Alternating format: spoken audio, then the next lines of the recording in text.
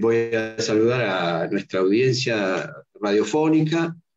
Esto es Radiofonía, que está de alguna manera abriendo el juego, digamos, ¿no? Este año nos propusimos a partir del 2020 empezar a incorporar otros espacios, digamos. De hecho, tomamos el Zoom como derivado del espacio radial de donde surgimos, y también nos permite, bueno, varias libertades, digamos, ¿no? En principio voy a presentar a quienes me acompañan. Bueno, mi compañera Marta del Cito. ¿Cómo te va, Marta? Hola, Robert, ¿qué tal? Hola a todos. Y bueno, después a nuestros invitados. Cintia, ¿cómo te va? ¿Cómo es tu apellido? Sewach. Sewach. Ah, lo digo mal. Vamos a pronunciar bien. Shebach. Sebaj, así ¿Viste? es, Sebaj. Mirá. ¿Viste? Vos te aventuraste. Lo dije toda la vida mal. Bueno, Cintia y Adriana Bugakov, pero ahora me aventuré, no sé, pero lo he dicho bien, Adriana. Está muy bien. Hola, ¿qué tal? ¿Qué tal todos?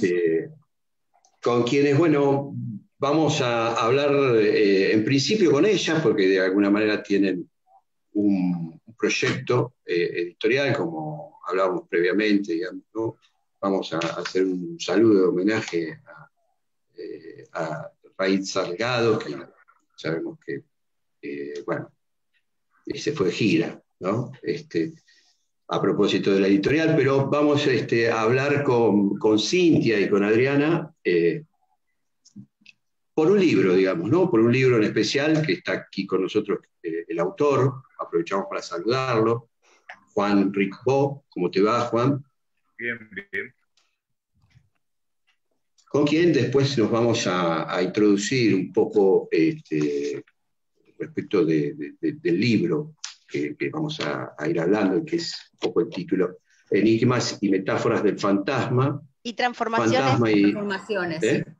Enigmas y transformaciones del fantasma, fantasma y diagnóstico. Enigmas, ahí lo muestra. Perfecto. Gracias, Marta. Todo el mundo lo pronuncia varía el título. Desde su... Fantasmáticamente varía el título, Juan, está bien. Está bien. Bueno, forma parte del asunto. Siempre lo varían, ¿está bien?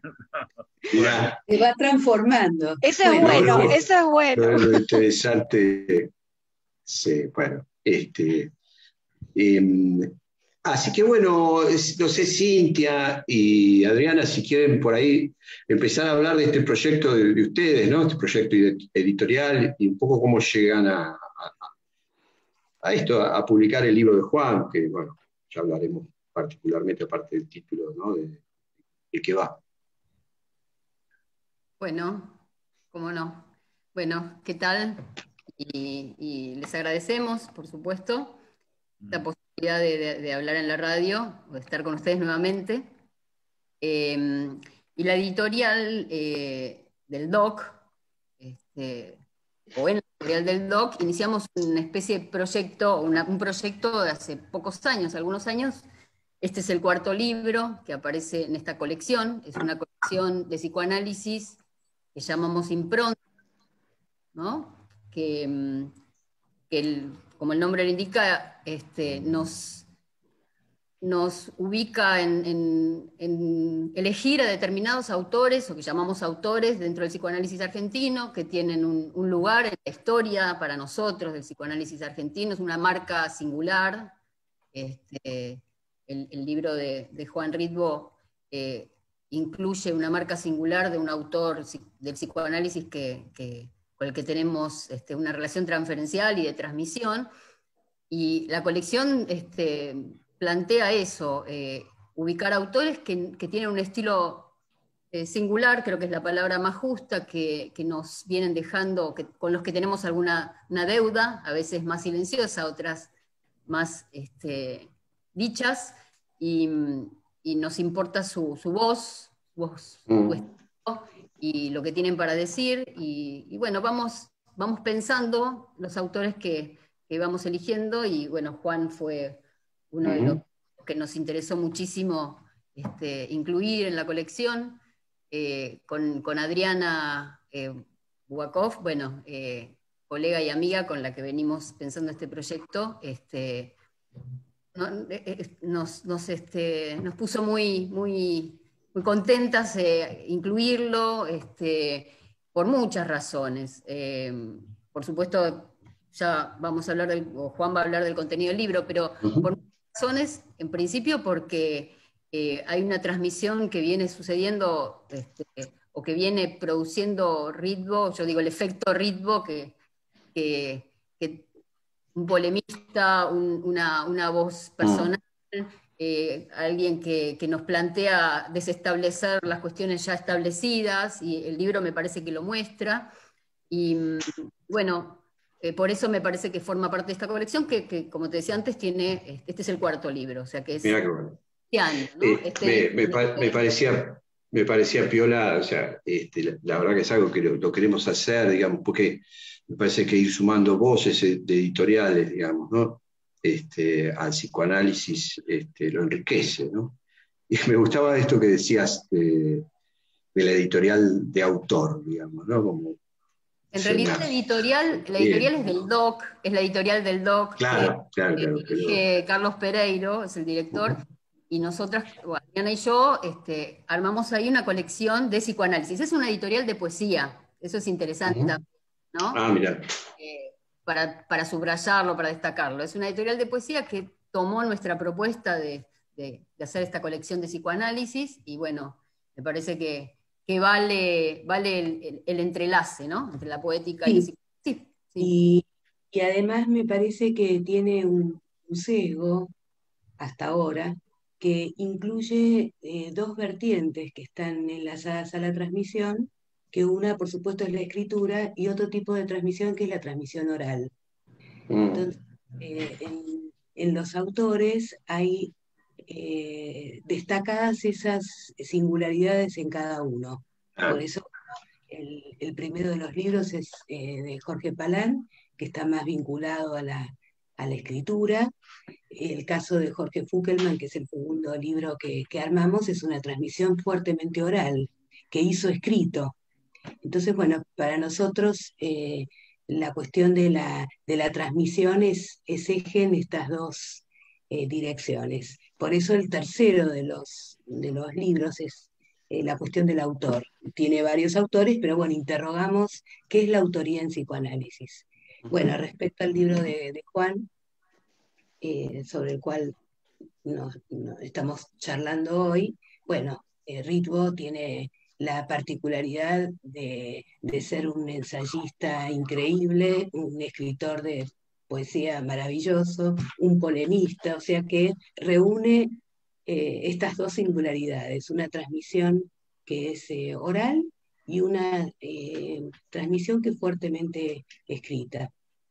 Creo y me parece que el libro está ahí, ¿no? En ese entre el oral escrito y en el valor que tiene de que su palabra viene circulando en el ruedo, ¿no? De muchos lectores, ¿no? Esa prolífera producción que tiene Juan Ritvo, no solo es escritura, sino que sale al ruedo a decir y a querer decir cada vez y otra vez y una vez más para que sea escuchado su pensamiento. A ver, ¿puedo interponer algo? Por supuesto, sí, Juan. Sí. No, justamente por lo que venía diciendo, porque el origen del libro es una propuesta mía que yo se le mandé a ellas antes de elaborarlo al libro, pero la propuesta venía enmarcada de toda una polémica y en una exposición oral que he hecho en varios cursos. Así que los rastros de eso están presentes en el libro. Sí,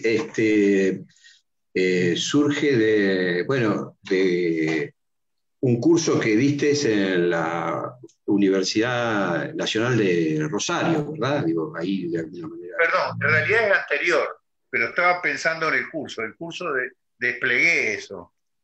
Claro. Pero igual, no importa, está vinculado, sí, está vinculado. Claro. Yo no estoy pensando en la transmisión oral, pero por supuesto la transmisión oral es otra cosa. Claro. Sí, yo previamente te decía, Juan, también que me parece que en cierto punto, bueno, aparte de situar conceptualmente, ¿no?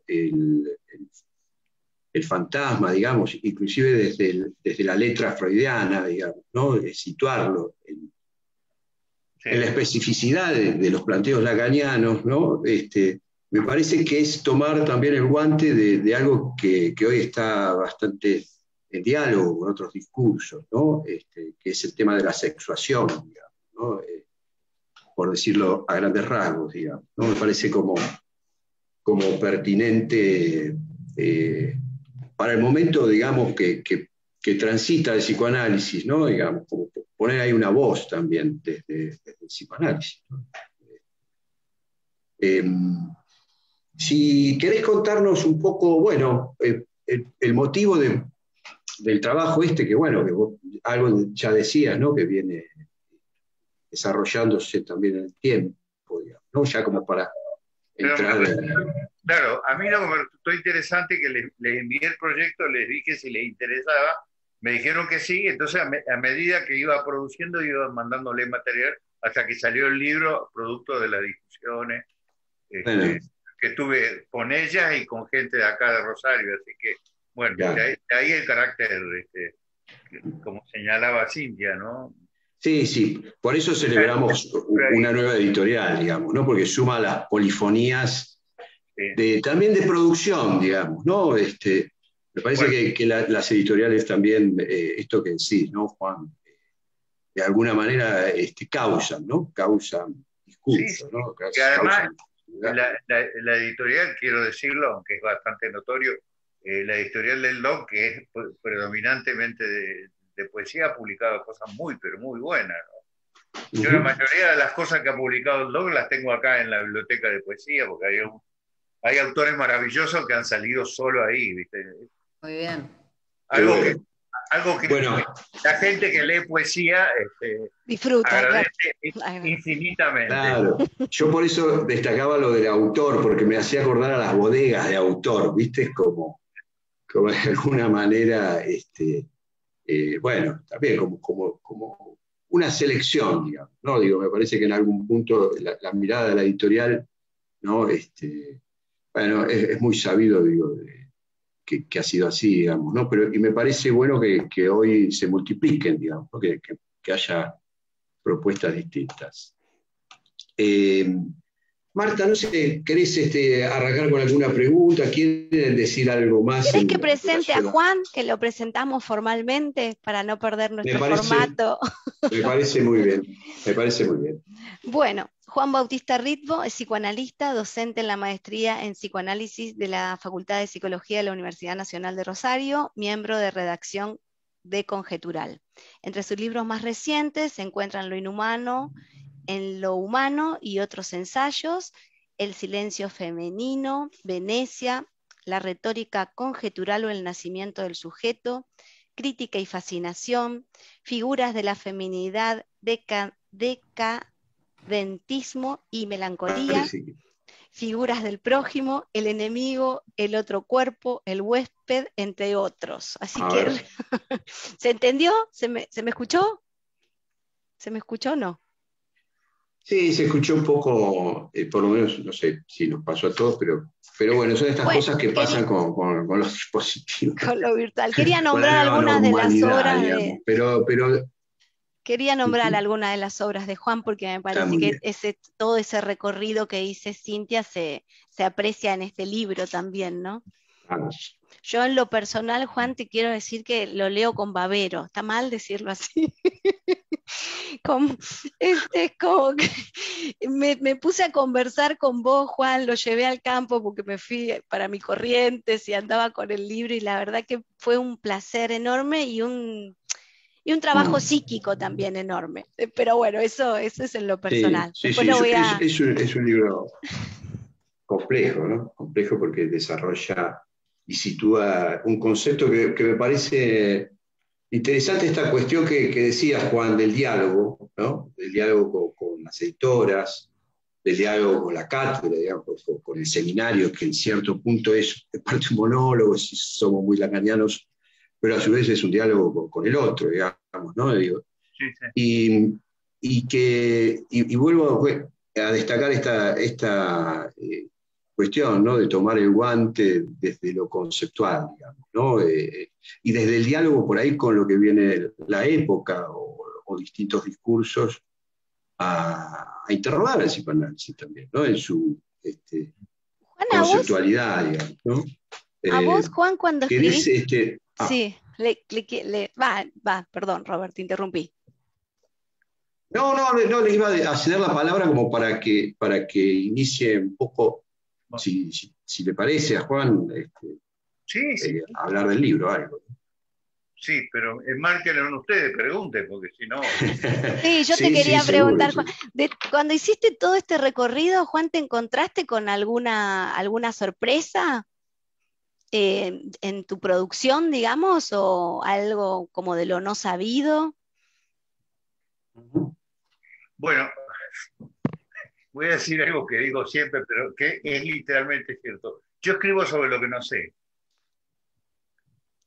Eso es para mí una norma. Es decir, a medida que voy escribiendo, voy desplegando, voy pensando, voy armando cosas que no tengo claras, obviamente. Por eso el carácter que tiene en general mi escritura, que está hecha a borbotones y a veces da la impresión de ser muy improvisada. De algún modo quizá lo sea, ¿no? No me niego a esto, pero no soy de aquellos que tienen un código ya totalmente elaborado y después lo vuelcan. No, para nada. No. A ver, yo pienso escribiendo, así que ese es el punto, pero me gusta aplicarme a cosas que no sé. Me puse a trabajar sobre el Bandama, no es porque no tuviera idea, porque tenía demasiada idea, pero eran mayores las incógnitas que tenía, que quería despejarlas. Y por suerte en el prólogo y sobre todo en la solapa, en la contratapa en realidad, lo que escribieron Adriana y Cintia me resultó iluminado porque me di cuenta que era un eje del libro después que estaba hecho. Y yo estaba preocupado por el vínculo entre un sujeto y otro sujeto, no solo entre el sujeto y el otro, sino entre un sujeto y otro sujeto, que no hay intersubjetividad porque hay opacidad, pero al mismo tiempo siempre hay un vínculo. Y justamente ese tema atraviesa todo el libro. Yo me di cuenta después que lo escribí porque lo subrayaron ella y además lo reiteran en la contratapa, ¿no? Bueno, ese es el tipo de cosa que a mí me interesa. Por eso me apasiona la literatura, porque la literatura es el ejemplo máximo de cuando uno escribe sin fronteras. Por supuesto que acá hay fronteras claras, esto es obvio. No es lo mismo que escribir literatura, pero algo de todo eso reaparece, por lo menos en el modo en que yo tengo de trabajar.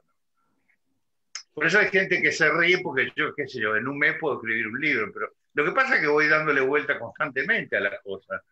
Y cuando pienso, escribo, así que casi ni diría, leo escribiendo, ese es el punto. Así que, nota, Juan, se nota porque tiene esos intersticios, esos entres, eso... Bueno, claro, mucha gente se ríe de esas cosas porque yo sigo un hilo y después pongo un paréntesis y sigo de nuevo, sí. Mi ideal es hacer un libro arborescente. Sí. La verdad que sí. Bueno, y sobre me metí con un tema que es muy complejo porque está muy lleno ¿cómo decir?, del formuleo claramente lacaniano. Hay una especie de formuleo lacanioso que impera en todos lados y que está degradando al psicoanálisis, eso es lo obvio. Y ese formuleo oculta los problemas. Hay muchísimos problemas en torno a nociones fantasmas. Yo no creo haber resuelto, resuelto no es una palabra inadecuada, porque no es un trabajo científico, pero al menos planteé algunos problemas centrales y no creo que estén todos. Ahora me estoy dando cuenta que hay muchas cosas que quedaron afuera, las estoy reelaborando.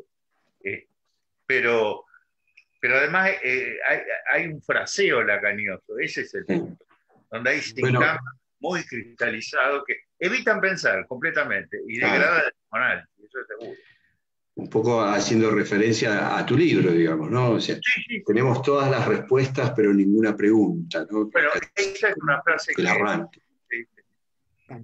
Es una frase que hace años vengo diciendo y me la encontré hace poco en una cita de Germán García que decía exactamente lo mismo. No es ningún hallazgo esto, pero es así. Tenemos todas las respuestas. No, pero es pertinente para pensar en fantasmas también, ¿no? Claro. Que también es pertinente para pensar el fantasma como operatoria en el sujeto. Claro, pero además para dar cuenta de por qué Lacan, más allá del término fantasía, que clásicamente freudiano, se le ocurrió este invento de fantasma, ¿no? Realmente como fantasma. ¿Por qué el fantasma? Bueno, el intento es el texto, digamos, ¿no? Que nos lleva a cuestiones fundamentales, ¿no? De articulación entre Freud y Lacan. Bueno, sí, eso también se ve en el libro, Juan, es muy rico eso, ¿no? Esas referencias. Sí. Hay referencias preciosas también, además de Freud y Lacan, ¿no? Es un libro muy... Uno podría hacer un libro de las referencias algo también. Está pasando ahí con él. Sí, es un poco que se va la voz. De las referencias, sí, entiendo. Sí. Y de los epígrafes. Sí, es interesante ese desarrollo, digamos, que dialoga ahí, ¿no? El texto entre Freud, digamos, y Lacan, digamos, situando un poco la novedad, en todo caso, lacaniana. No sé si coincidís, digamos, con esto, digamos, ¿no? Porque, digo, es un concepto novedoso, digo, ¿no? Uno, está bueno que se lo diferencie o viendo la raíz freudiana, digamos, ¿no? Digo, en todo caso, el concepto cobra importancia hoy porque lo que plantea Lacan es que puede haber una lógica, ¿no? En relación a esta otra frase que creo que ellas las rescatan al final, digamos, ¿no? Que es como una pregunta inicial y también final, lo pone, creo que es Cintia y Adriana, dice, ¿no? Un sujeto puede alcanzar en tanto que tal a otro sujeto, digamos, ¿no? Como en cierto punto esta cuestión que de alguna manera propone Lacan en su concepto del fantasma, ¿no? Para abordar una posición frente a un otro, digamos, ¿no? Una posición sexual, digamos, ¿no? Una cuestión que tiene que ver con la sexuación. Y que me parecía interesante, digo, ¿no? Que lo que, bueno, de alguna manera creo que todos sabemos, ¿no? Que hoy el psicoanálisis es cuestionado, ¿no? En este tema, porque en algún punto en la sociedad actual, ¿no? También hay todo un cuestionamiento a nivel de lo jurídico, digamos, ¿no? A lo que se conoce por las políticas de género, ¿no? Juan, yo respecto y que me parece que... Me parece... Sí. ¿Perdón? Que respecto... No, por ahí... ¿Se corta? ¿O está? No. No, a ver, ¿quién va a hablar? Cintia, a ver. Dale, Marta, dale, si estabas por preguntar. No, que en relación a esto que viene comentando Robert, yo le quería preguntar a Juan, porque a mí me hizo pensar mucho todo lo que él desarrolló del fantasma, su trabajo acá en este libro sobre el concepto fantasma, ¿no? Él dice... Bueno, tengo acá como 4 hojas escritas de por qué tienen que leer este libro. No quiero, pero quería preguntarle a Juan, porque a mí lo más novedoso que me pareció del trabajo, por lo menos para mí, o porque será que vengo pensando ese tema, es el fantasma y la relación con el cuerpo, Juan, y la posibilidad de ese roce de los cuerpos que vos decís, ¿no? Como, a mí me interesó mucho eso, como si el fantasma pudiese ser puente con el cuerpo del otro, esto que se dice, ¿no? Como, bueno, que es necesario para la relación entre los sexos, bueno, estas cuestiones, pero me sorprendió mucho yo no lo voy a poder decir tan bien como lo decís vos en el libro, pero por ahí me sorprendió mucho y quería que le cuentes un poco a la gente de esto, ¿no? ¿Cómo pensaste? Bueno, es un punto muy difícil, porque yo parto de una diferencia que quizá en algún punto sea obvio, en otros no. Que uno está muy acostumbrado, por oficio de analista, de pensar la relación entre un sujeto y un otro que tiene un lugar de autoridad transferencial estable, digamos. No es que no caiga, por supuesto que cae, pero normalmente, digamos, es estable la transferencia con el analista, quiero decir. Así como la transferencia con el sacerdote o con el político. Pero en las relaciones amorosas, que es donde están pensando, es distinto, porque el otro a veces tiene el papel de un otro que simplemente es un semejante, pero otra tiene el papel de autoridad, pero es un lugar que circula incesantemente. como circula en la amistad. Es decir, Lacan pone el acento en que en toda relación de alguien con otro siempre hay una disparidad subjetiva. Eso es así. Pero esa disparidad tiene distintos caracteres. A veces es la disparidad con un otro con mayúscula que se vuelve inmediatamente otro con minúscula. Y a veces el otro es un otro estable, digamos. En las relaciones, en las parejas, entre los amantes es muy clara el vínculo. Hay la voz del uno que resuena como autoridad para el otro, pero cae inmediatamente por las trampas y los malentendidos de las relaciones. Lo mismo pasa en las relaciones de amistad, ¿no? En la amistad no hay una relación unilateral, entonces hay relaciones que no son unilaterales aunque conserven la disparidad. Pregunta, como diría Blanchot, la respuesta a la desgracia de la pregunta, me acordaba de eso, y el libro está en ese punto, incluye preguntas y lecturas, ¿no? Yo lo volví a leer hoy, volví a leer partes hoy y se me aparecían cuestiones, ¿dónde había estado esto? Digamos, entonces, efecto de relectura necesario, pero el tema de los cuerpos, o del cuerpo, el roce de los cuerpos, más allá de la época, me parece, está ubicado también en controversia con la formalización, la matematización, el formuleo, de una manera necesaria, porque que puede traer polémica también, porque quienes piensan la importancia de la lógica y de la fórmula como un acceso a lo real, podrían plantear algo ahí, ¿no? Sin embargo, me parece que el libro, con las transformaciones del fantasma, plantea la importancia de la singularidad de una manera original, me parece. Bueno, acá hay varias cosas. Lo primero que subrayo es que lo único que da especificidad singular es el fantasma. Clasificar un cuadro dentro de los grandes marcos, neurosis, prevención y psicosis, es muy genérico, ¿no?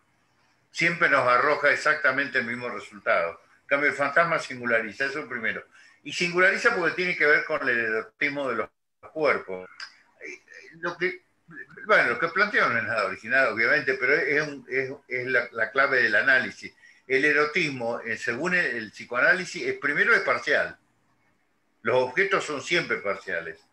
Es decir, no hay totalidad en juego, o en todo caso la totalidad está marcada por la parcialidad. Eso primero. Y segundo, que el erotismo es un erotismo devorador, vampírico. El erotismo psicoanalítico no tiene nada que ver con ciertas concepciones edificantes del amor. Claro. Eso es esencial. Pero además lo que yo pongo el acento es que en la medida en que se organiza un fantasma, es como si el fantasma tuviera dos caras.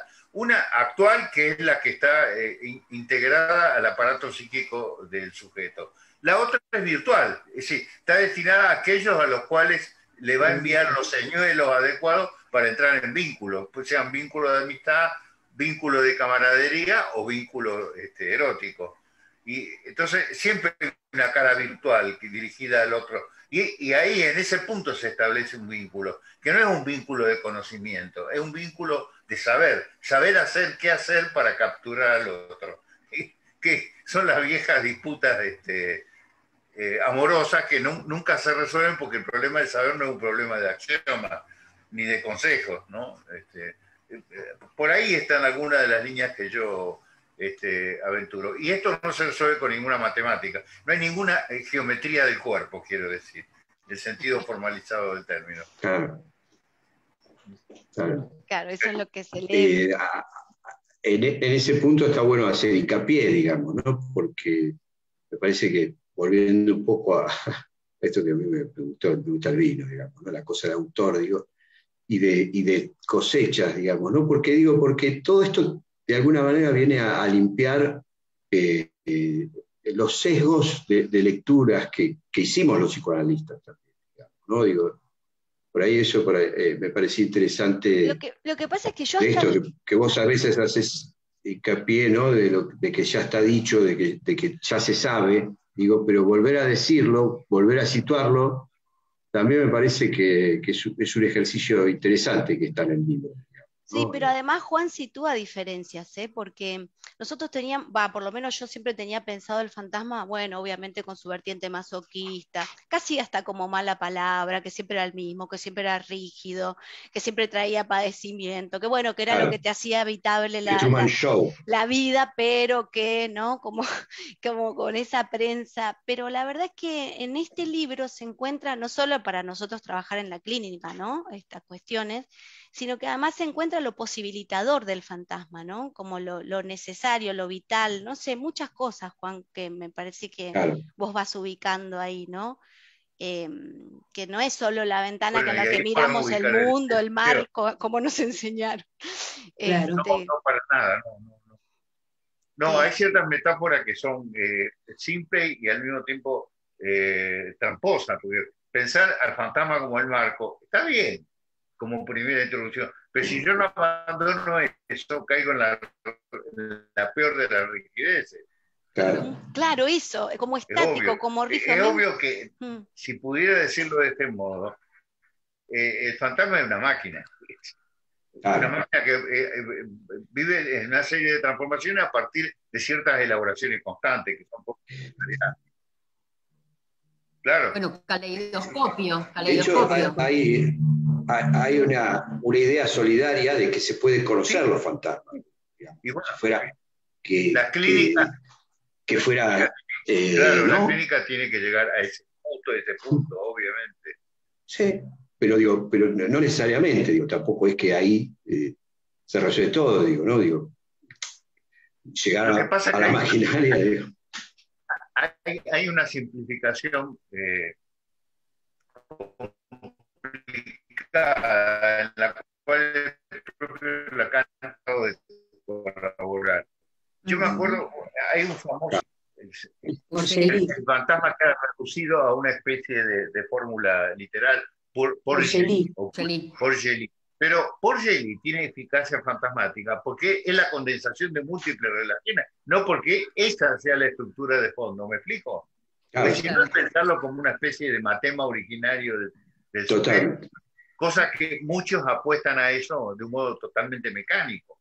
Porque, claro, reducir al análisis a una suerte de mecánica genérica tiene la ventaja de que trae tropa, digamos. De analistas que se entrenan en producir ese tipo de cosas. Ese es el punto fundamental. Ahora en un texto... Sí, por eso vos, Juan, lo pones... perdón. Lo pones en relación al deseo también, Juan, y al placer. Y al placer. Y eso es fundamental. ¿Sí? Bueno, pero ocurre que esa es una frase de Lacan que está puesta en un lugar donde la gente va a buscar otras cosas. En Kant González va a buscar el vínculo con el sadismo. Y no soy el único en decir que de la perversión, no sé si se habla demasiado en este seminario, pero seguramente sí del fantasma neurótico, muchísimo. Y ahí Lacan tiene 2 o 3 fórmulas que esas sí son muy conducentes. Porque dice, el fantasma se apto el placer para el deseo, perfecto. Así como articula deseo y goce. Son frases que para mí son esenciales, pero hay que desplegarlas. Es esencial porque son freudianas, decís. Sí, es una vertiente freudiana, porque además no habría que olvidarse de una cosa elemental. La noción de fantasma, Lacan la extrae de la fantasía pega en un niño. Y esa fantasía, como el propio Freud dice, tiene múltiples formas, donde cambia el verbo, cambia el sustantivo, cambia el lugar del sujeto, cambia el lugar del objeto, pasa de activo a pasivo, de pasivo reflexivo. Bueno, hay una serie de transformaciones complejas ahí, el juego. Entonces, yo digo, si la toma de ahí, más allá de los alcances que tenga el desarrollo del fantasma, de la fantasía, en realidad, la fantasía de Palisenfreud, el tomarla ahí del segundo tiempo de esa fantasía y de ahí extrapolar el fantasma, conserva todos los rasgos esenciales que tiene una dinámica. Y el psicoanálisis en general lo ha convertido en algo puramente estático del fantasma. Mientras que lo que hay es una dinámica. Ese enunciado freudiano, ¿no? De pegan a un niño, también articula el cuerpo. Porque bueno, sí, es el cuerpo, claro. Es sobre un cuerpo, ¿no? Porque en todo fantasma claro, en todo fantasma hay una dimensión masoquista, que tiene que ver con el cuerpo erógeno. Es el masoquismo erógeno.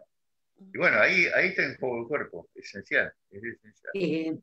Por ahí y la mirada también, ¿no? Pensaba, perdón.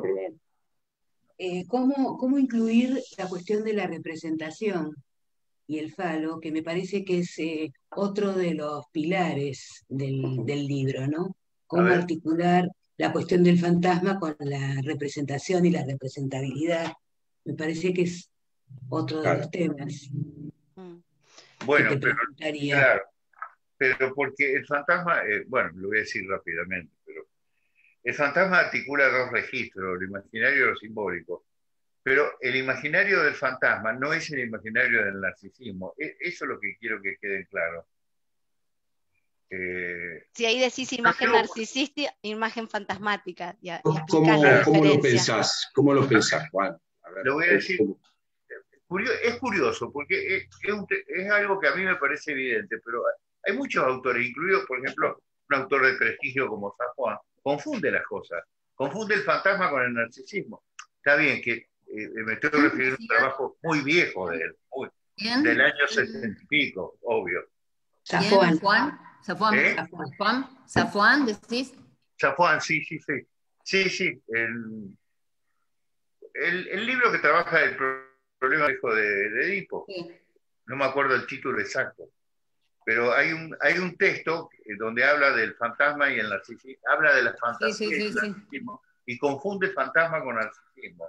No, por ejemplo, otro autor que es muy distinto y de otra generación, como Eric Force, pone el énfasis en distinguir un imaginario del otro. Pero creo que es importantísimo porque pensar la unidad de lo imaginario conduce simplemente a confundir el imaginario con el narcisismo y oculta algo evidente, que hay un imaginario fantasmático distinto del narcisismo. A ver, es muy simple la diferencia si uno la puede plantear. El imaginario narcisista tiende a la totalidad ideal. En cambio, el imaginario fantasmático, que es el que produce excitación libidinal, tiene que ver con las partes.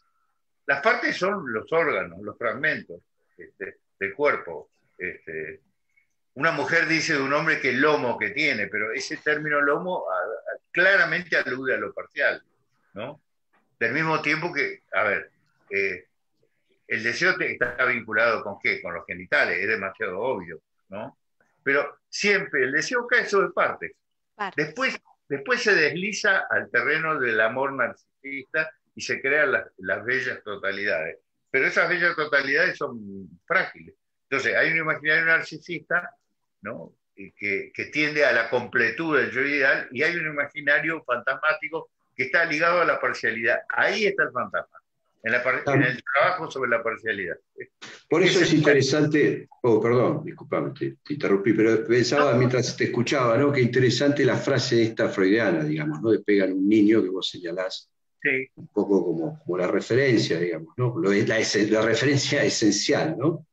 Porque articula la cuestión de los cuerpos y también de la mirada sobre los cuerpos, ¿no? Y pensaba en esto que decías, ¿no? Respecto de la importancia por ahí, importancia de despejar, porque en ciertos puntos se puede caer ahí en una lectura parcial, digamos, ¿no? De lo que es la función, en todo caso, del fantasma, ¿no? Sí. Y que quede, digamos, vinculada a estos imaginarios, digamos, ¿no? En una época como la que transcurrimos, ¿no? De hecho, nosotros estamos acá en el screen, digamos, ¿no? En esta cosa, todos capturados por la imagen, digo, ¿no? Yo por eso a veces hago hincapié en la época, ¿no?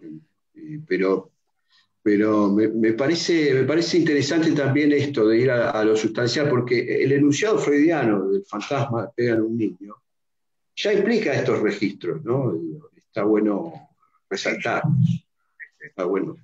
Sí, y la vertiente del lomo, por ejemplo, que decía Juan, no es estética, sino canibalística también, ¿no? Que es un aspecto que ahí está tomado. Digo, sí. Cómo en cada época se juega eso canibalístico, ¿no?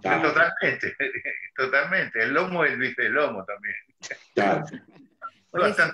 Vino a cuento. Digo esto y Por eso leía el libro con Bavero, ahora entiendo todo. Pero, a ver, pero esta es una verdad que la sabe la literatura, que la sabe no conceptualmente, pero la transmite todo el tiempo, todo el tiempo. Claro. Yo por eso cito varios autores Claro. en momentos clave, porque creo que tienen que ver con esto. Incluso uno de mis autores preferidos, que es Henry James, que justamente es un autor tan pacato que las relaciones sexuales solo pueden aparecer con el matrimonio, y además de eso ni se habla, porque él tampoco tenía la menor experiencia genital, esto es bastante evidente. Sin embargo, en toda su obra, lo amenazante de la presencia del prójimo está constantemente en juego. Es decir, las relaciones entre los hombres son vampíricas. Claro. Esto lo llega a decir él claramente en una de sus últimas y más complicadas y más retorcidas novelas. Y bueno, pero toda la literatura lo sabe, toda la literatura. Vos ahí, Juan, decís... Sí, perdón. No, Marta, dale. No, que Juan ahí también nombra un pasaje del montaje pulsional al montaje falo-fantasmático en relación a esto que preguntaba Adriana, claro, también, ¿no? Como toda la operatoria del fantasma, ¿no? Es como que me hizo entender y pensar todo lo que hace el fantasma. Exactamente. Claro. Lacan, comentando el fantasma pega en un niño, le agrega un elemento que no está, salvo implícito, el látigo. La textualidad. Claro, el látigo lo agrega Freud, pero para interpretar el fantasma clínicamente que agrega un elemento que explícitamente no está, pero que es decisivo. Agrega el látigo, bueno, agrega el falo, obviamente. Es muy obvio. Todos estamos bajo el régimen del falo, del látigo, dice Lacan. Bueno, obviamente la traducción fálica es evidentísima, ¿no? Está ahí. Juan, ¿vos pensás que el fantasma, porque bueno, está esta frase de siempre, ¿no? Que el deseo es articulado pero no articulable, ¿no? ¿Vos pensás que el fantasma logra algo de que sea articulable? No sé si lo pregunto bien, pero ¿o es a lo máximo que podemos acceder en estos términos? Si tuviésemos que pensar. A ver, pero la frase de Lacan es bastante complicada como todos los hallazgos de él. Porque dice algo en apariencia contradictorio, porque dice que algo está articulado, es decir, está en acto, presente, y sin embargo, potencialmente no es articulable. Pero, a ver, lo que creo que quiere decir es que lo que se articula nunca agota la posibilidad de lo articulable. Es decir, siempre hay un devenir metonímico en este movimiento. Pero sí, el fantasma lo aporta, sí, lo aporta. Lo que del placer lo que del deseo deviene placer, lo aporta el fantasma. Claro, porque ahí explicás, si no podría devenir goce, decís vos ahí, ¿no? Como sin... Sí. Bueno, ese es todo un tema, sí. Te voy metiendo... cada puntito tiene todo un tema, Juan, toda una profundidad. Perdón, claro, yo tengo muchas reservas sobre el modo en que se habla del goce, porque es una categoría lacaniana muy, muy interesante, pero si uno no la pone en conexión con la categoría freudiana, termina convirtiéndose en un cachivache. Porque, a ver, hay todo un psicoanálisis que encuentra goce por todos lados. Goce. Es la palabra que nunca se cae de la boca de algunos analistas, que además no saben lo que dicen, porque si uno los interroga, dan explicaciones balbuceantes. Dicen que el goce no sirve para nada, lo cual es cierto, no sirve para nada. Es el goce de lo inútil, seguramente, pero si uno le pide que avancen más, no avanzan más. Y evidentemente hay algo muy claro, es decir, el término goce está vinculado a lo que en Freud es el principio de Nirvana. La tendencia a la descarga total, cosa que siempre está inhibida por el fantasma.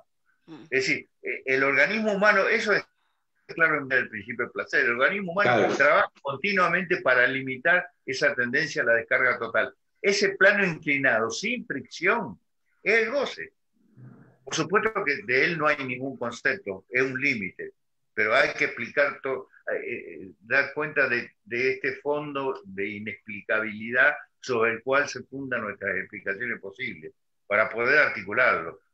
Por supuesto que esto que digo es totalmente discutible, porque hay gente que está totalmente en desacuerdo con lo que digo yo, pero pero de todos modos, al menos tengamos en cuenta esto. Es un tema que hay que discutir. Sí, no por eso me parecía bueno celebrar el proyecto editorial de Cintia y de Adriana, digamos, ¿no? Porque me parece que de alguna manera desde lo editorial también se suman voces, digamos, ¿no? Se suma esta multiplicidad de miradas, digo, ¿no? Sobre psicoanálisis o de autores, digamos, ¿no? ¿Por qué idea tenés, Juan, de esto que pasa, digamos, ¿no? ¿Por qué pensás que de alguna manera está pasando esta multiplicación de posiciones o de desacuerdos, digamos, ¿no? Me parece que en algún punto lo introduce Lacan, tal vez, no sé, ¿qué mirada tenés vos de esto?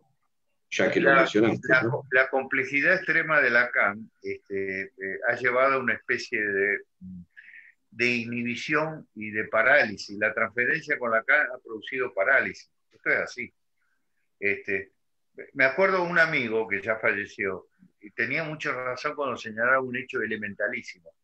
La mayoría de los textos de autores de prestigio, que son complejos, están llenos de notas, al pie de página y al fondo, en anexos o en prólogo. Los textos de Lacan están limpios. Nadie se atreve a agregarle ningún párrafo al pie de página, salvo para aclarar alguna cosa absolutamente indispensable. Pero, ¿por qué? Además, cuando se lo traduce, ustedes vieron las traducciones al castellano, yo no quisiera criticarlo porque es muy difícil traducir. Lacan es una empresa complicadísima. Pero son calcos, son francañol. No es español eso, ni siquiera, tampoco la lengua rioplatense. Es una especie de traducción temerosa de los términos de Lacan. ¿Pero por qué? Porque produce un efecto de aplastamiento. Eso yo creo que es fatal. Hay un aplastamiento muy complicado, pero también me parece que nos excede a los psicoanalistas porque lo advierto en todas las disciplinas. Bueno, por eso este libro despierta esto que dice Marta, ¿no? Que le produjo un efecto de sorpresa permanente. Me parece que el libro despierta de esa dormidera, ¿no? Sí. Marta lo subraya muy bien, ¿no? Y porque pretendo escribir tal y como voy leyendo las cosas, sin incurrir en el lacañol permanente. Ese es mi único mérito. Pero además piensen ustedes que la universidad en este momento, no solo en Argentina, en todos lados, tiene un efecto letal. Yo lo digo a pesar de, ahora estoy jubilado, pero he estado más de 30 años enseñando. De haber participado de ella, de esa letalidad. Porque siempre me opuse. El punto de vista que elegí es siempre el enfrentarme. Pero me enfrento, y por suerte algunos acogen lo que yo digo, pero la estructura es muy poderosa porque tiene a inhibir todo saber. Es decir, el ideal de la universidad es estoy hablando de ciencia humana, no hablo de ciencias naturales porque no sé qué pasa ahí. Pero en ciencias humanas, el ideal es la redundancia perfecta. Es la redundancia. Si ustedes examinan, yo digo porque he estado de jurado de millones de tesis. Ahora, todos dicen lo mismo. Comentan a un autor con los comentarios del autor prestigioso, los citan a mansalva a los dos, al autor, y después se despiden. En el momento que tienen que plantear un problema, se despiden. Y así tenemos magíster, doctores, etc. Pero es una tendencia universal. Hay un exceso de erudición y una falta de pregunta en todos lados. Es decir, la ciencia humana está aplastada en Argentina, en Brasil, en Estados Unidos, en Francia, en todos lados están aplastadas. ¿Sí? Parece una tendencia mundial. Y la prueba también es que hay algo que está fallando y muy fuertemente. Hace unas pocas décadas florecieron de golpe muchísimas novedades teóricas. Lévi-Strauss, Lacan, Foucault, Barthes, Blanchot, etc. Ellos murieron hace rato. Ahora no hay nada. Nadie se sorprende de nada. ¿No? Es un fenómeno para pensarlo. Claro. A lo mejor los hay y lo desconocemos. Es probable que dentro de 20 años alguien descubre genios ignorados. Esto seguro. Posiblemente. Por eso celebramos, bueno, estamos con el tiempo, vamos a poner un marco a esto. No, manejarlo vos. Marco de tiempo. Nos quedan 4 minutos, Robert, más o menos. Ya está por eso, ya está cerrándose el tiempo. Y bueno, y celebramos esto, ¿no? La polifonía de editoriales que fomentan al debate que me parece que está transcurriendo el psicoanálisis de punta a punta, ¿no? Con las diferencias y con los no entendimientos. Comparto que me parece que hay gente que no entiende, por ejemplo, qué es el falo, ¿no? Pero podría uno ser polémico, digamos, ¿no? Cosa que nos gusta porque hacemos radio después de todo, pero digo, nada, celebro que hayan estado aquí. El libro, bueno, Marta lo estuvo pauseando todo el programa, lo cual la verdad es un tiene libro un concepto, super... tiene una frase sobre el trauma que es preciosa para los que también... No, y tiene muchas cosas más, ¿no? Pero... Después de haber hablado con el autor, ¿no? Uno se da cuenta de lo parcial que leyó, digamos, ¿no? De esta cosa con el diálogo permanente, ¿no? Que hay en la escritura, ¿no? Está dialogando con los textos, está dialogando con los conceptos, y está dialogando con el psicoanálisis que hoy está increpado por varios interlocutores, dentro y por fuera del psicoanálisis, ¿no? Esa es un poco la sensación que me produjo leer tu libro, Juan. Te agradezco. Sería interesantísimo leer el índice, ¿no? Porque la verdad que el índice es maravilloso, ¿no? Porque refleja el desarrollo del libro, ¿no? Así que, bueno, gracias en serio de haber estado aquí. A ustedes también, Cintia y Adriana, sobre todo por esta apuesta, ¿no? De sumar una editorial, y una editorial como es la editorial del DOC, que tiene que ver con la poesía, ¿no? Gracias por haber elegido este material, Cintia y Adriana. Gracias a Juan por escribir este material. Sí. Es un material de consulta permanente. Lean este libro para entender el fantasma, o para por lo menos aproximarse, como dice Juan. Yo le decía a Juan que me trajo preguntas que ni sabía que tenía. Así que... Qué bueno. Qué bueno. Está bien formularla. Gracias. Sí. Y perdonen las desprolijidades del medio. Quiero decir una cosita más que me parece que es importante, y es que es una editorial argentina y es una colección que además intenta rescatar las voces rioplatenses, ¿no? Bien, me gusta que digas eso. Así que me parece que es muy importante. Me gusta que digas eso porque es llamativo que nos haya llevado tanto tiempo empezar a reconocernos, ¿no? Digo, como un psicoanálisis rioplatense, digamos, con un nombre propio, con muchos nombres propios. Así que sigo agradeciendo, ¿no? Espero que vuelvan en algún momento, cuando lo consideren. Nos gustaría volver a invitarlas a Radiofonía, que pensamos de alguna manera sostener este espacio, que lo iniciamos con ustedes, pero que lo pensamos continuar, ¿no? Hablando con gente que está embarcándose en estos proyectos tan importantes como es el del editor, ¿no? Y el del autor, aparte, ¿no? Mirá, me encantó el tipo de cómo nombran la selección, digo, siendo que es una editorial de poesía, digo, ¿no? O sea, empezar a producir libros de autores, digamos, ¿no? De aquellos que se inscriben acá en este espacio que decía, ¿no? Es medio cósmico, ¿no? Lo pensaba Borges y todos esos, ¿no? Del Río de la Plata. No sé si tanto como ellos lo decían, pero sí interesante que esté sucediendo aquí, digamos, y que lo empecemos a poner en papel, ¿no? Así que no sé si quieren decir algo más, como para despedirnos, si no... Yo les agradezco. Gracias, Juan, gracias a vos. Gracias. Muchas gracias. Gracias. Bueno, esto ha sido Radiofonía, en este formato especial, digamos, que estamos iniciando.